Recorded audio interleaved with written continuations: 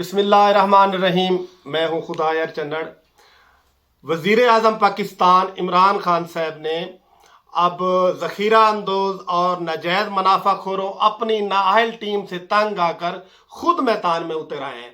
اب نیا ایک قانون بھی انہوں نے پاس کروایا ہے کہ جو ذخیرہ اندوز اور ناجائز منافع خور پکڑا جائے گا اس کو 3 سال جیل اور بھاری جرمانوں کا سامنا کرنا پڑے گا۔ دراصل قانون تو یہ پہلے بھی تھا لیکن کمزور تھا۔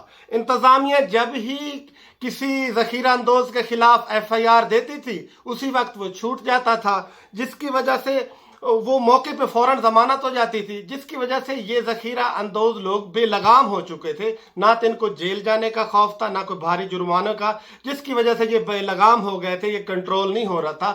اب یہ اتنا سخت قانون بننے سے امید کی جا سکتی ہے کہ یہ اچھا عمل ہے وزیر اعظم کا، اس کے بڑے اچھے اثرات نکلیں گے۔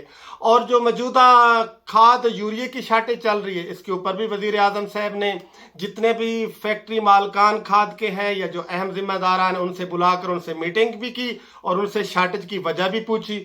انہوں نے بتایا کہ کھاد کی شارٹیج تو نہیں ہے کیونکہ 2020 میں 12 کروڑ 8 لاکھ بوری سیل ہوئی تھی، اب 2021 میں 12 کروڑ 66 لاکھ بوری سیل ہوئی تھی۔